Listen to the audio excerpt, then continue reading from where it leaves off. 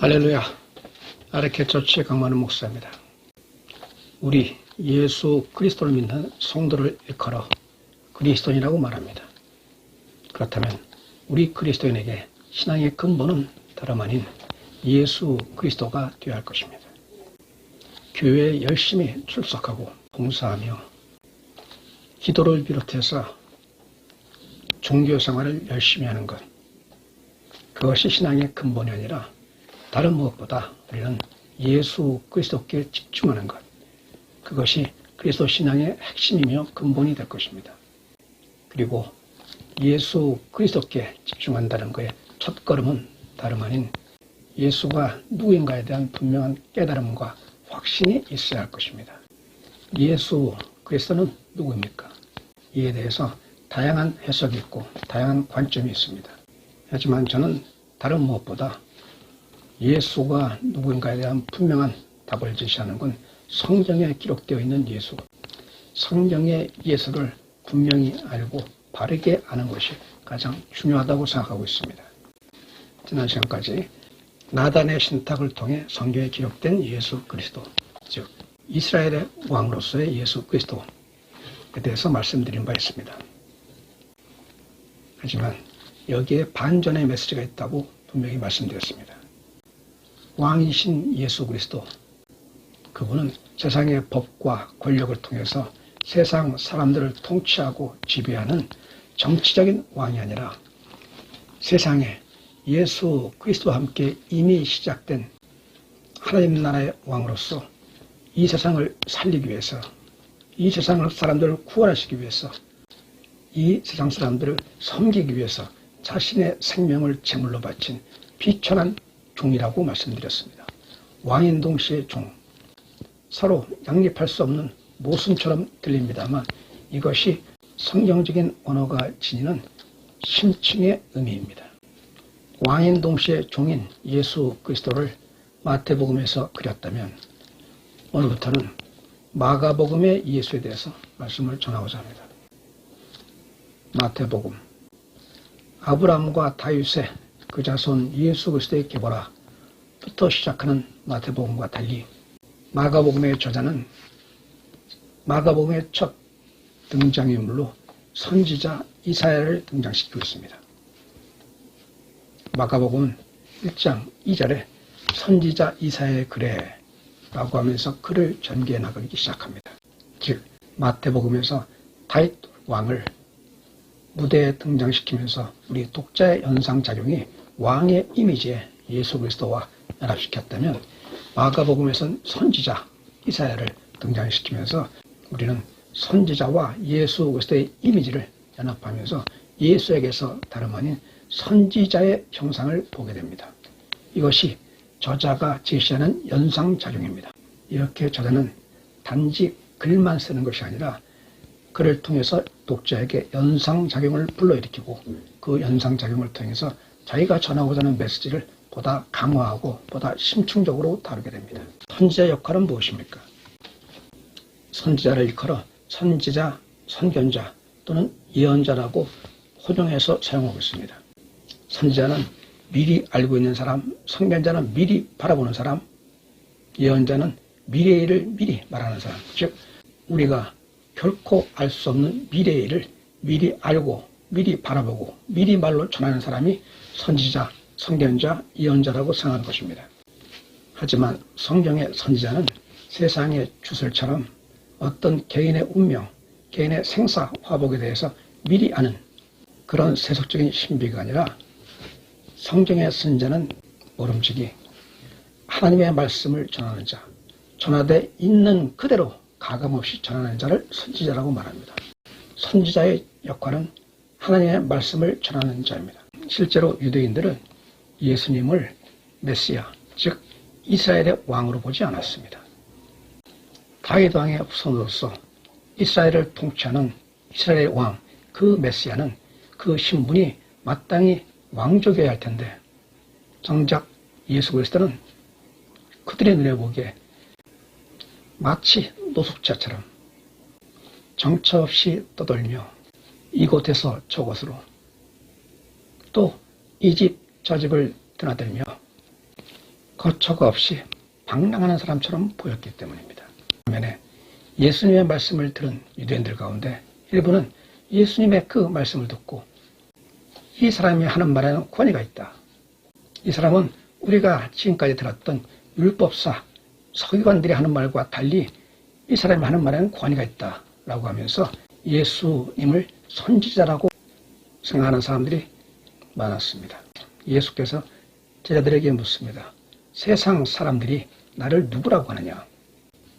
사람들이 인자를 누구라고 하느냐? 여기서 인자는 예수 그리스도를 말하는 겁니다. 제자들이 대답합니다. 더러는 세례요한, 더러는 엘리야, 어떤 이는 예레미야나 선지자 중에 하나라 하더이다. 이렇게 답합니다. 즉 유대인들은 예수에게서 선지자의 모습을 보았습니다. 그렇습니다. 예수님은, 예수 그리스도는 하나님의 말씀을 전하는 선지자입니다. 그리고 예수께서 분명히 말씀하십니다.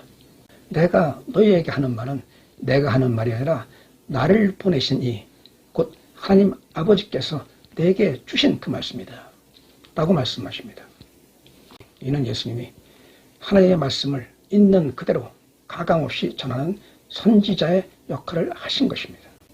이렇게 선지자가 하나님의 말씀을 있는 그대로 그 권위의 말씀을 있는 그대로 전달한다고 할 때 그 선지자는 응당 권위와 권능을 지닌 선지자라고 우리는 생각할 수 있습니다.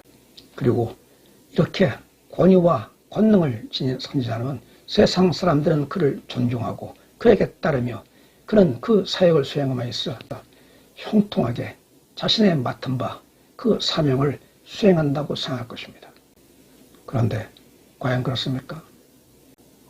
선지자, 성경에 이르기를 하나님의 사람이요 하나님의 큰 종이라고 말하는 이 선지자는 세상에서 형통을 누리면서 자신의 권위와 권능을 마음껏 행사하는 그런 신분, 그런 사역자가 아니라 도리어 세상에서 박해받고 조롱받고 심지어 죽임을 당하고 투옥되는 고난의 길을 겪었습니다. 우리가 잘 알고 있는 예레미야 선지자를 일컬어 눈물의 선지자라고 말합니다. 이스라엘의 역사에 무수히 많은 선지자들이 등장합니다.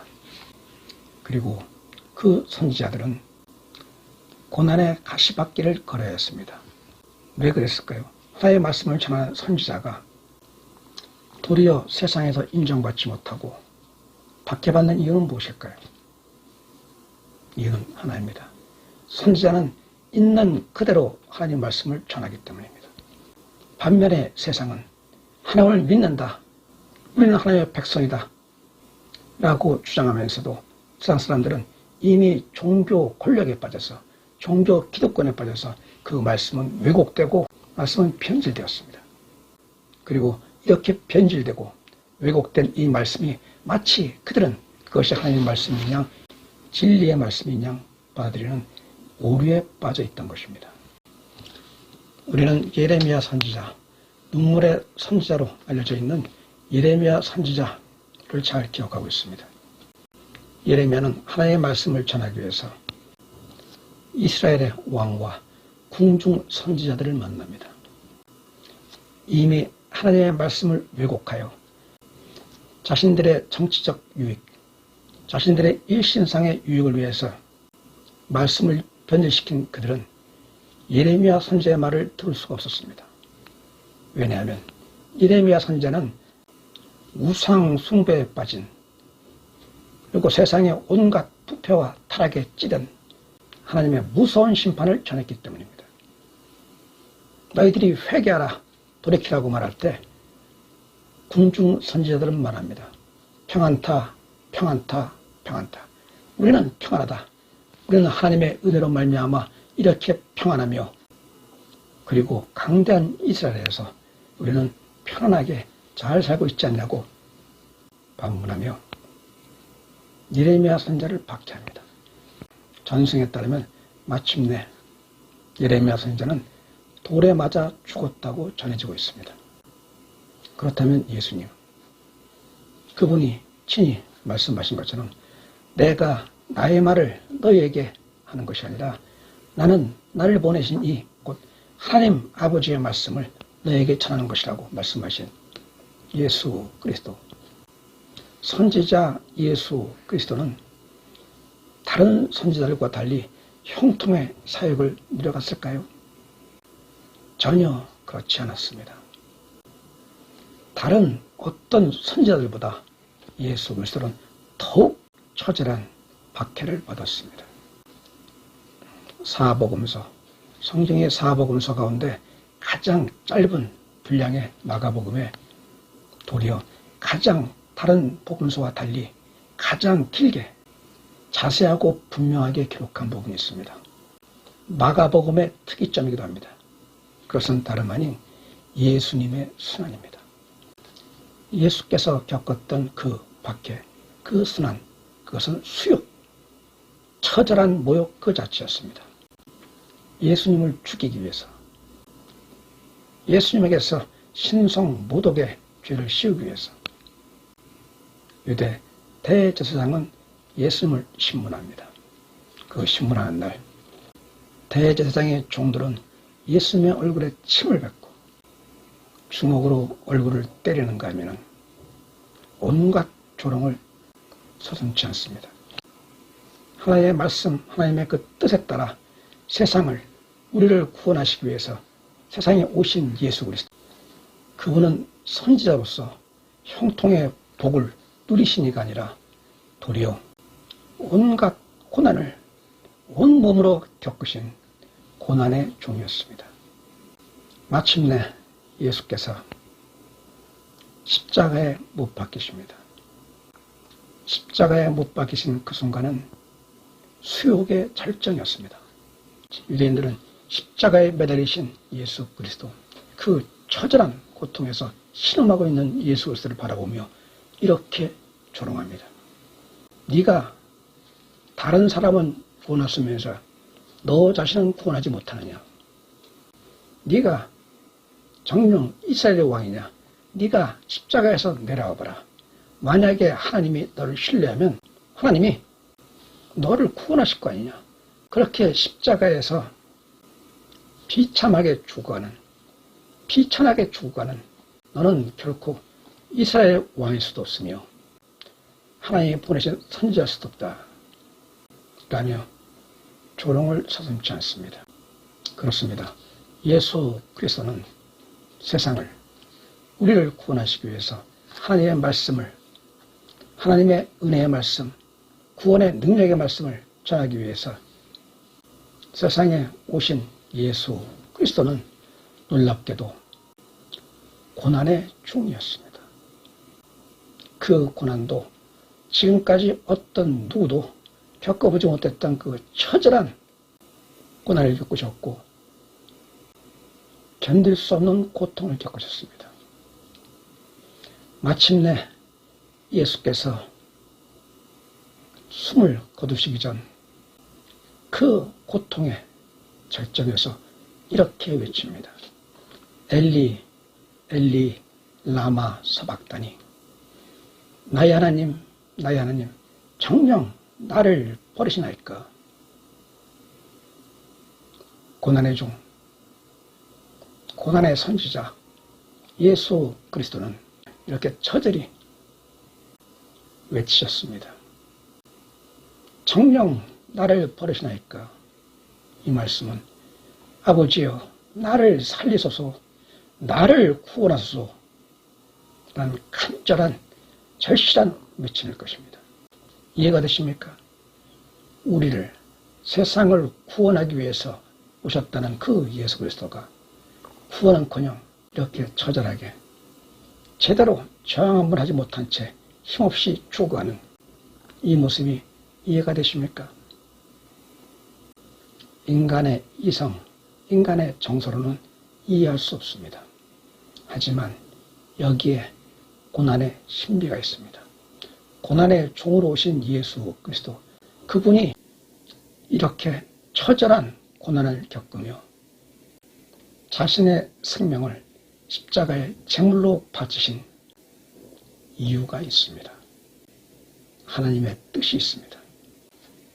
요컨대 예수께서는 고난의 종으로 오셔서 고난을 받고 마침내 모든 것을 끝내신 게 아니라,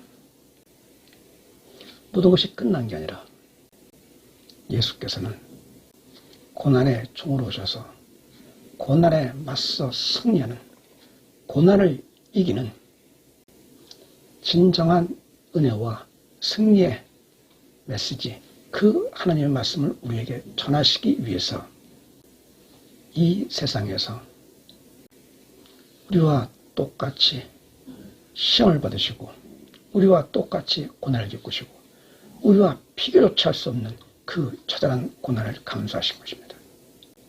예수께서 겪으신 고난은 세상에 주는 그 고난에 맞서 저항할 수 없는 인간의 무력함, 그 나약함을 알리고자 함이 아니라 역설적으로 예수의 고난은 고난을 이기는, 고난에 맞서 승리하는 신앙의 본, 은혜의 본을 보이시기 위한 것입니다.